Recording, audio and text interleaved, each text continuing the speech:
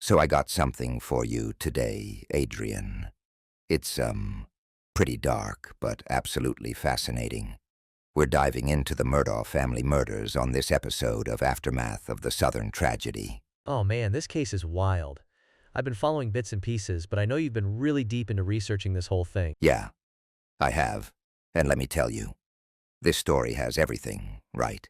A powerful Southern family dynasty, millions in stolen money, multiple mysterious deaths, and a double homicide that just shocked that entire South Carolina community. The Murdaughs were like untouchable in their area for generations, weren't they? Absolutely. We're talking about a family that basically, well, they controlled the legal system in that part of South Carolina for nearly a century. Alex Murdaugh was like the prince of this legal dynasty until, everything completely fell apart. And now he's been convicted of killing his own wife and son, right? Exactly. Maggie and Paul Murdaugh. And that's really just the beginning of this whole twisted saga that we're gonna unpack today. So before we get into the murders themselves, can you give our listeners some background on who the Murdaughs actually were? I mean, you mentioned they were powerful, but how powerful are we talking? Well, the Murdaughs weren't just wealthy or well-connected. They were basically legal royalty in South Carolina's Low Country. For nearly a century, this family dominated the legal system in that 5-county region. Like a dynasty? Exactly, like a dynasty. So the family's power started with Randolph Murdaugh Sr., who became the first elected solicitor, which is basically like a district attorney, for the 14th Judicial Circuit back in 1920. And then after he died, his son took over the position, and then his grandson after that. Wait, so 3 generations of Murdaughs held the same prosecutor position? Yeah, that's right. For 87 straight years, a Murdaugh was the top prosecutor in that region. I mean, think about that. That's incredible control over who gets charged with crimes, who gets prosecuted, all of it. And Alex Murdaugh, the guy who killed his wife and son, where does he fit in? So, Alex is actually 4th generation. He didn't become the solicitor himself, but he worked as a volunteer prosecutor while also having a really lucrative private practice at the family law firm. The firm was actually called, Peters, Murdaugh, Parker, Elsroth, and Detrick, Piempt for short. And they specialized in personal injury cases. Those can be worth millions, right? Millions upon millions. The Murdaughs made their fortune by filing lawsuits against railroads, big corporations, winning massive settlements.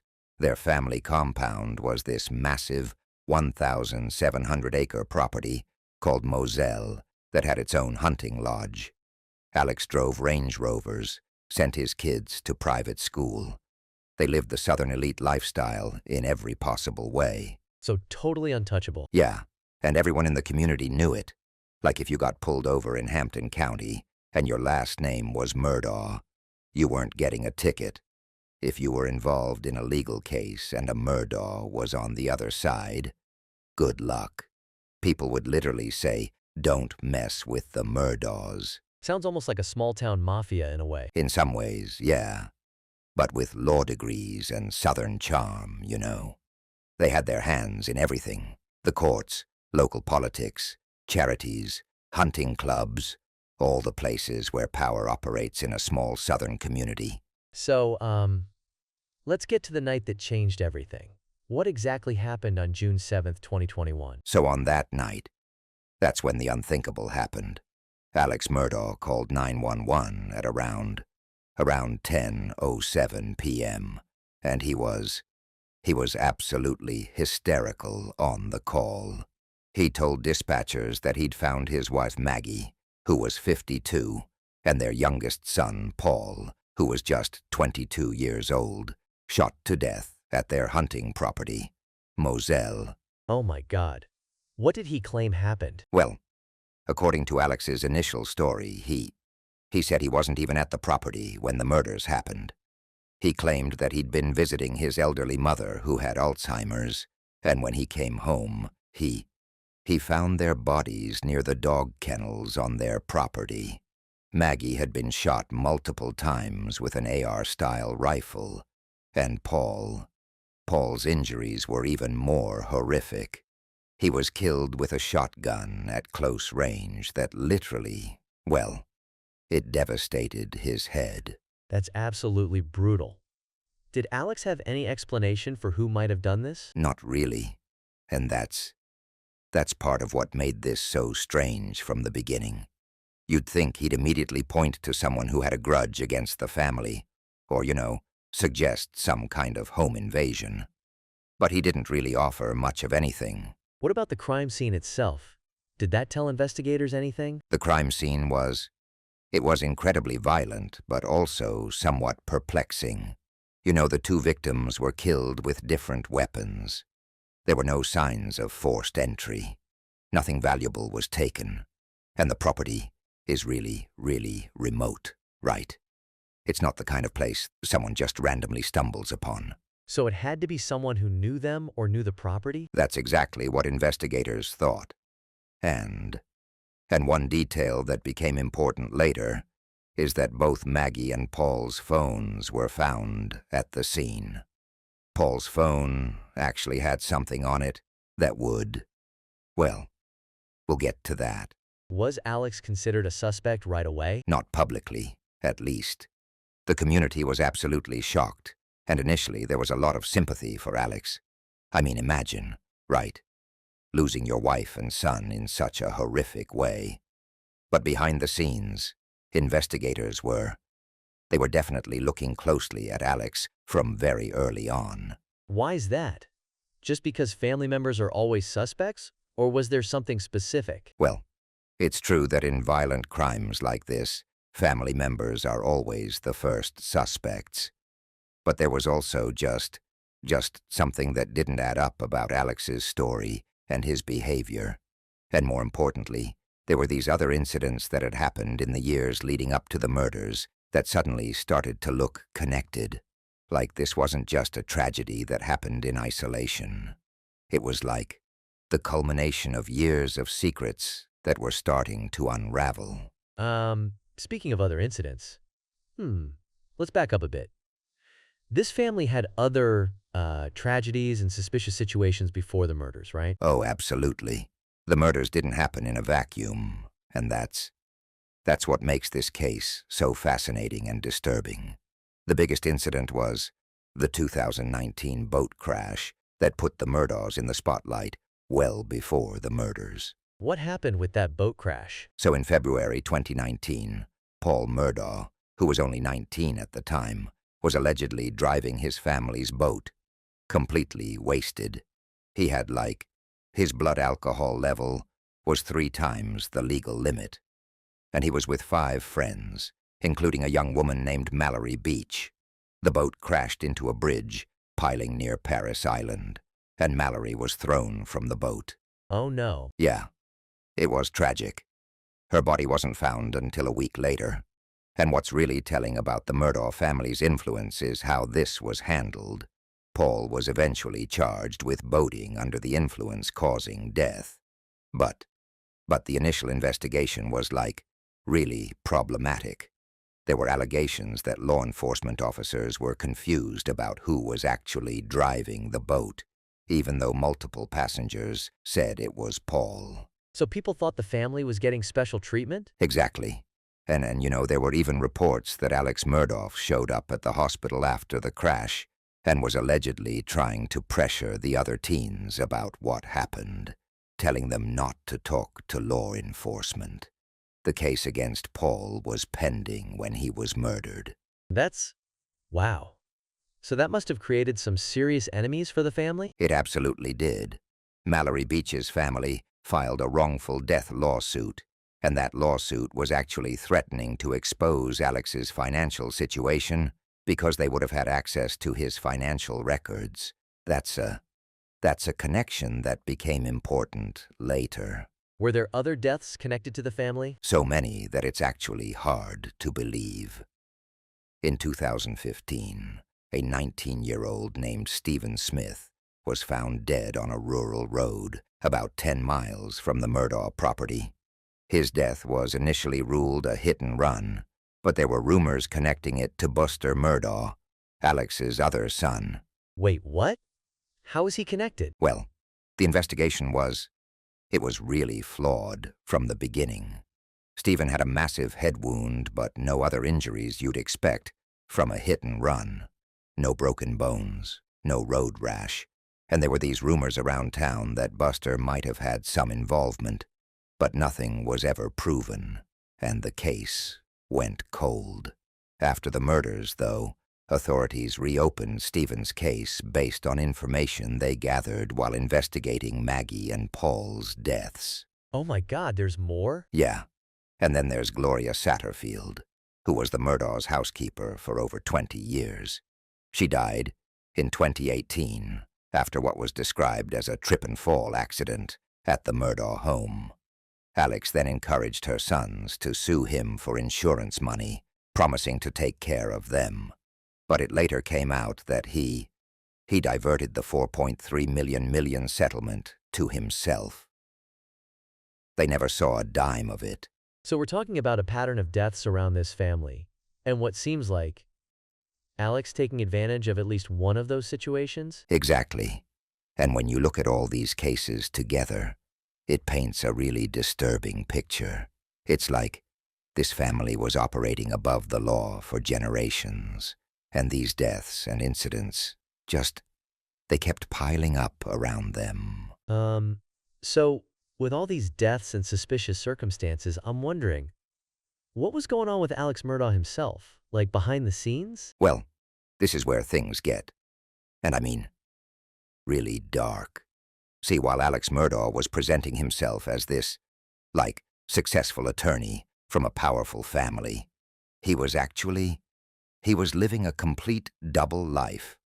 Behind the scenes, he had developed this serious opioid addiction that had been going on for years.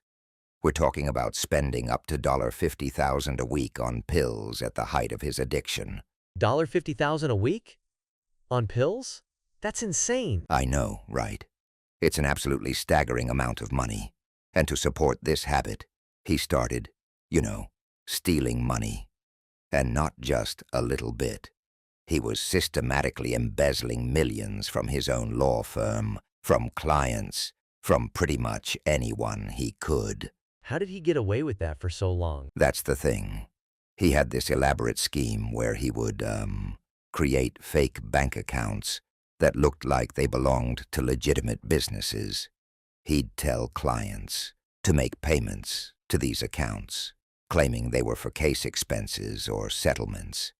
But the money was going straight to him, and he'd forged signatures, create fake documentation. I mean, he was really sophisticated about covering his tracks. But couldn't the firm notice money was missing? You'd think so.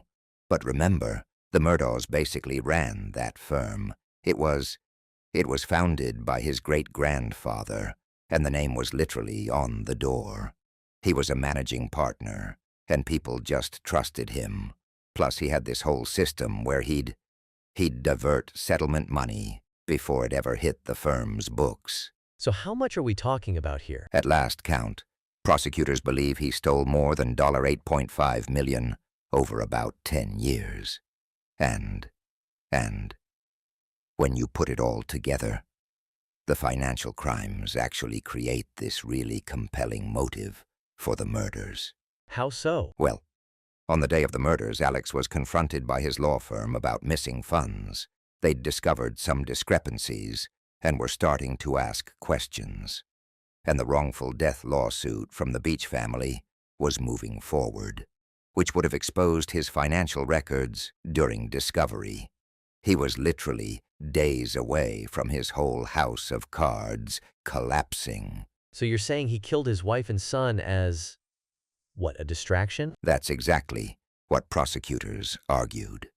They said he was hoping that the shocking murders of his wife and son would generate so much sympathy that no one would continue investigating him. And for a while, it worked. The financial investigation was put on hold after the murders, and Alex positioned himself as this grieving husband and father. That's That's truly diabolical, if that's what happened. It really is. And you know what's particularly sad? Maggie had apparently been talking to a divorce attorney before her murder. There's speculation she might have started to realize something was wrong with their finances. So when you combine the opioid addiction, the massive financial fraud that was about to be exposed, and the possibility of divorce, Alex was facing the complete destruction of his life as he knew it. And he decided murder was the solution to all those problems? That's what the jury ultimately believed. And when you look at the evidence, especially the financial motive, it's hard to come to any other conclusion. So, after the murders, things didn't exactly get less weird with Alex Murdaugh, right? There was this whole roadside incident. Oh man, this is where the story takes an absolutely bizarre turn. So, on September 4th, 2021, so just about 3 months after the murders of Maggie and Paul, Alex Murdaugh calls 911, claiming that he's been shot in the head by some unknown assailant while changing a tire on a rural road. Wait, he was actually shot? Well, yeah, kind of. He had what amounted to a graze wound. And at first everyone's thinking, oh my God, is this connected to the murders? Is someone targeting the Murdaugh family? And Alex, he's playing it up, you know? He's describing this truck that slowed down, someone getting out and shooting him. But that's not what happened? Not even close. Within days, the whole story completely fell apart. What actually happened was that Alex had hired this guy, Curtis Smith, who was his former client and allegedly his drug dealer, to shoot and kill him in this elaborate assisted suicide scheme. I'm sorry, what? He hired someone to kill him? Exactly. It was this incredibly desperate plan. See, Alex was about to be exposed for all his financial crimes. The law firm had confronted him the day before, and he'd resigned.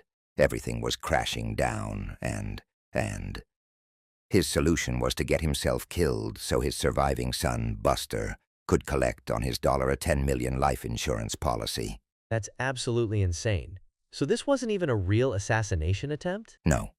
It was this poorly thought-out suicide-for-hire scheme. But here's the thing that makes it even more pathetic. It failed miserably. Smith apparently either got cold feet at the last minute or just bungled the job, so Alex only ended up with a minor head wound. So what happened after that? Well, both Alex and Curtis Smith were arrested. Alex's attorneys initially tried to spin it as him being in despair over losing his family and suffering from opioid withdrawal. But then the truth came out that it was all about the insurance money. And this incident was really the turning point where public opinion completely shifted. It's like something out of a crime novel. Right. But a poorly written one. I mean, who commits a murder to cover up financial crimes, then tries to stage their own murder for insurance money? It's layer upon layer of desperation and deception. And it really showed just how far Alex was willing to go to solve his problems with more and more extreme measures. And I'm guessing this didn't help his case with the murder investigation? Oh, absolutely not. This basically confirmed for investigators that they were dealing with someone capable of elaborate deceptions and willing to do anything, and I mean anything, to protect himself and his money. It was like watching his entire facade crumble in real time. So, let's talk about the trial itself. What was the key evidence that really nailed Murdaugh in the end? The prosecution's case was really built on a mountain of both circumstantial and direct evidence, but there was one piece that absolutely destroyed Alex's defense, and that was this cell phone video that Paul, his son, had taken just minutes before he was killed. Wait, his own son's phone captured something incriminating? Yeah, and it's almost chilling how it happened. So Paul had taken this video at the dog kennels on their property at 8:44 p.m., right? He was filming one of their dogs for a friend. And in the background of this video, you can clearly hear 3 voices. Paul's, Maggie's, and a third voice that multiple witnesses identified as Alex Murdaugh. But hadn't Alex claimed he wasn't even there? Exactly. That's what makes this so damning. For 20 months, Alex had maintained this story, that he was napping at the house and only found the bodies when he drove down to the kennels around 10 p.m. He stuck to that story during police interviews, with family members, with everyone. But this video proved he was at the crime scene with them just minutes before they were killed. So he was caught in a massive lie. A massive, massive lie that completely undermined his entire defense.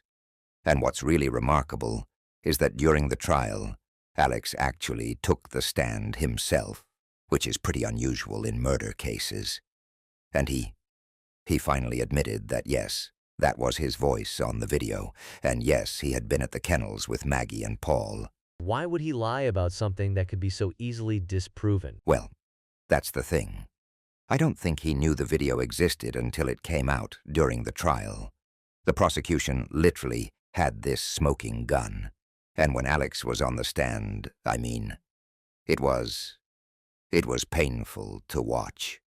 He tried to explain away the lie by claiming that his opioid addiction made him paranoid, and that's why he lied to investigators. But the damage was done. What else did they have on him? The prosecution also presented evidence about his clothes. Alex had changed his entire outfit between when that video was recorded and when he called 911. They never found the clothes he was wearing in the video, which suggests he, got rid of them because they were covered in evidence. That's pretty damning. Yeah, and there was more. They showed that Maggie and Paul were killed with different weapons, a rifle and a shotgun. Both weapons were family-owned, which suggests this wasn't some random attack, but someone who had access to the Murdaugh guns. The timeline was tight, but perfectly allowed for Alex to commit the murders. And perhaps most telling, there were no defensive wounds. This suggests the victims weren't afraid of their attacker, which makes sense if it was Alex, their husband and father. So, after all that evidence was presented, how long did it take the jury to, reach a verdict? Was it a long deliberation? No, and that's what's so telling about the strength of the prosecution's case. The jury deliberated for less than 3 hours, which is incredibly fast for a murder trial of this magnitude. They'd sat through 6 weeks of testimony, right? But they didn't need much time at all to come to a unanimous decision. Wow, that's quick. What exactly was the verdict? Guilty on all counts.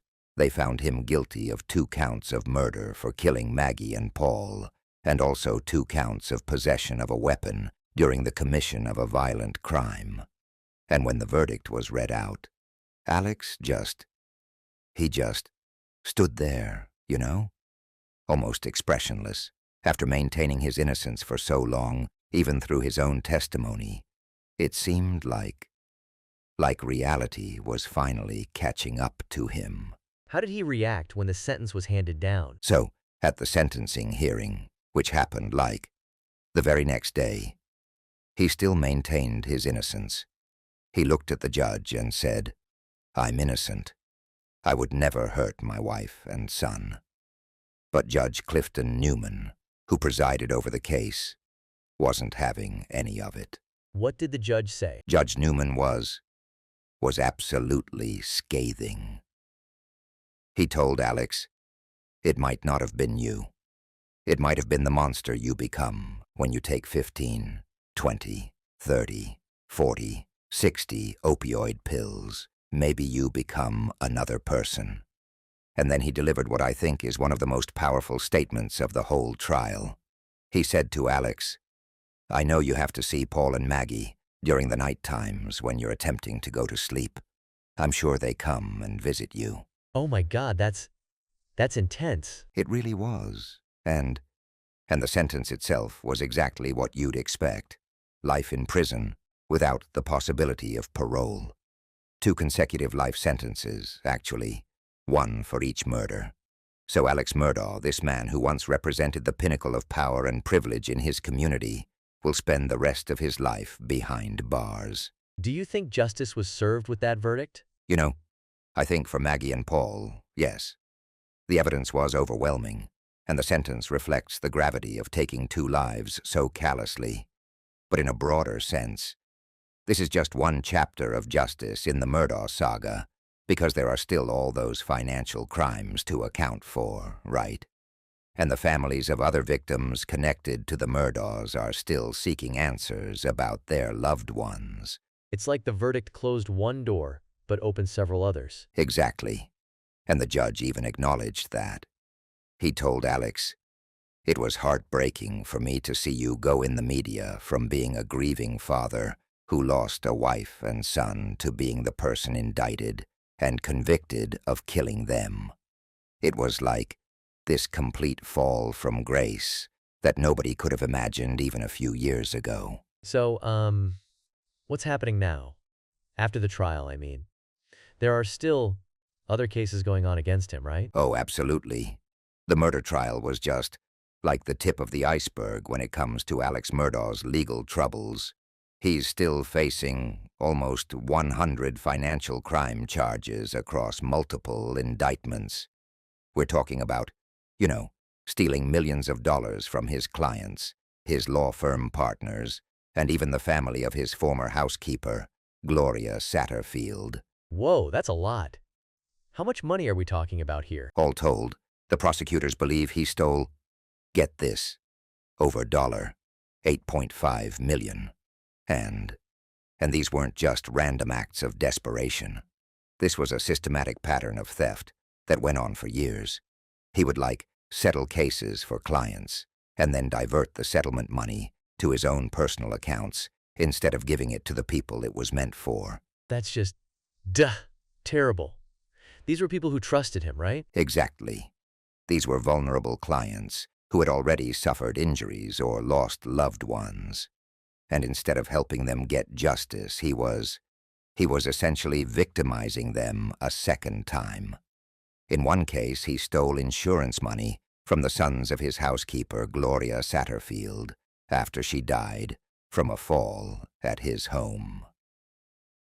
He convinced the sons to sue his own insurance, then pocketed the $4.3 million settlement. That's heartbreaking.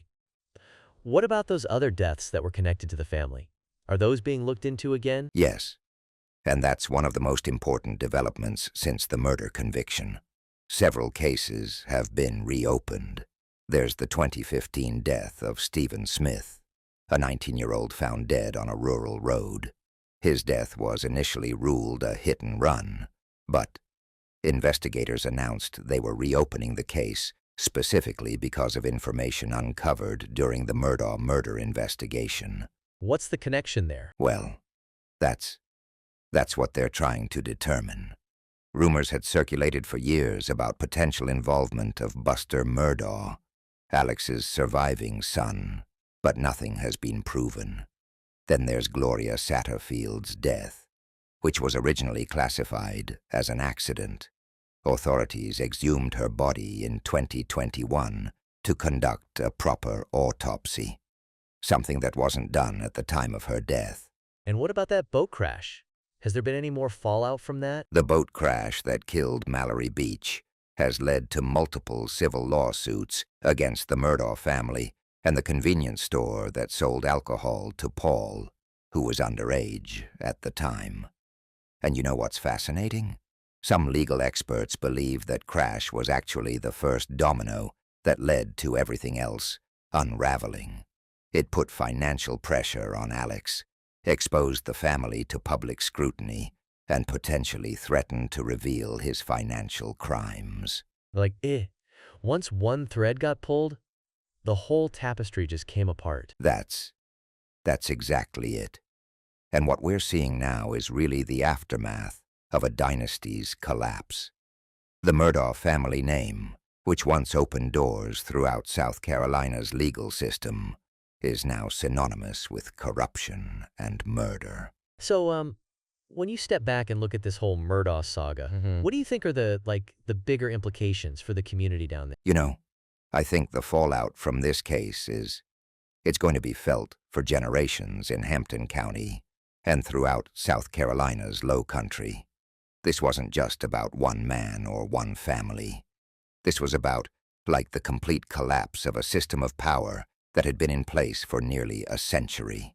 It's hard to imagine how much trust was broken. Exactly. We're talking about a legal dynasty that essentially controlled the 14th Circuit for decades. The Murdaughs were, the law in those parts. And now, people are questioning everything. Every case the family ever touched is being looked at with suspicion. And it's not just about the Murdaughs. It's about all the institutions that enabled them. Like what? What kind of institutions? Well, like the banks that didn't flag these suspicious transactions, the law partners who maybe turned a blind eye, the local officials who were, friendly with the family. There's this whole network of power and privilege that's now being examined, and that's a good thing for justice in the long run. It's kind of like watching the mighty fall, isn't it? Absolutely. I mean, if there's one lesson from all this, it's that no one should be above the law, right? No matter how powerful your family name is, or how much money you have, or how connected you are. Alex Murdaugh thought he was untouchable, and for a long time he kind of was. But eventually, the truth caught up with him. It's almost like a Southern Gothic novel come to life. It really is. You've got this once prominent family, this beautiful low country setting, these dark secrets, and this, spectacular fall from grace. I don't think John Grisham could have written a more compelling story, you know what I mean? And we're still watching it unfold. Well, this has been just fascinating and disturbing at the same time. Thanks for walking us through it all. Hey, thanks for listening to another episode of Aftermath of the Southern Tragedy. We'll be back next week with another case that shook a community to its core. Until then, remember that justice might be slow, but it usually finds its way eventually.